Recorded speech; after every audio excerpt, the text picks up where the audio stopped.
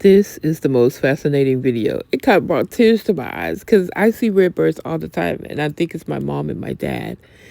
They're always around. One of them even rang my doorbell, child. But this right here, I've never had an encounter like she's had. Well, the bird is there, and it followed her when she left out of her seat to go to the back of the bus. It kept hitting on the windows till it found her. It just stayed with her the whole time that she was in this place. It even came to say goodbye. Don't stop watching this. Watch it to the end. And tell me about your encounters with this red birds.